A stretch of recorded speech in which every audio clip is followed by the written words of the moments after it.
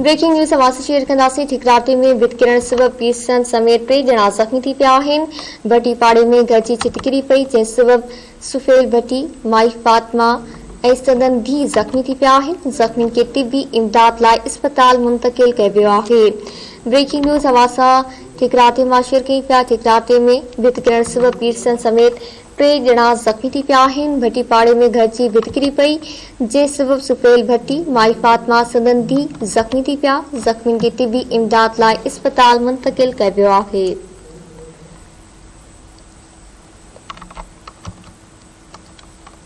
भटी पाड़े में घर जी छित किरी पई, जंहिं सबब सुफेल भट्टी, माई फातिमा ऐं संदन धीउ ज़ख़्मी थी पिया। ज़ख़्मियुनि खे तिबी इमदाद लाइ अस्पताल मुंतक़िल कयो वियो आहे।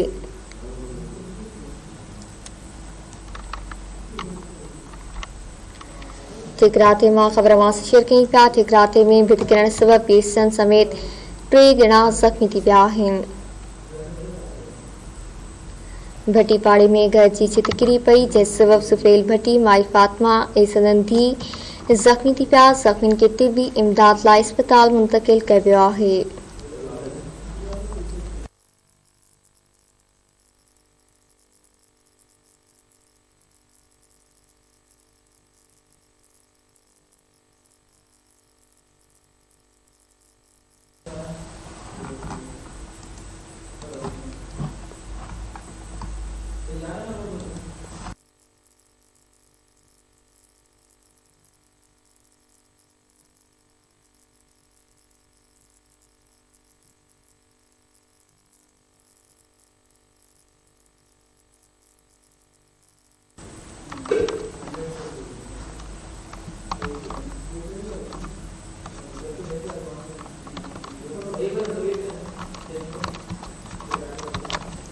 ब्रेकिंग न्यूज़ हवासा ठिकराटे मां शेयर कई पिया। ठिकराटे में भित किरण सबब पीसण समेत 3 ॼणा ज़ख़्मी थी पिया आहिनि। भटी पाड़े में घर जी भित किरी पई, जंहिं सबब सुफेल भट्टी, माई फातिमा ऐं संदन धीउ ज़ख़्मी थी पिया। ज़ख़्मियुनि खे तिबी इमदाद लाइ अस्पताल मुंतक़िल कयो वियो आहे।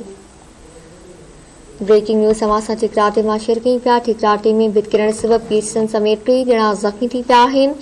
भटी पाड़े में घर जी भित किरी पई, जंहिं सबब सुफेल भट्टी, माई फातिमा ऐं संदन धीउ ज़ख़्मी थी पिया। ज़ख़्मियुनि खे तिबी इमदाद लाइ अस्पताल मुंतक़िल कयो वियो आहे।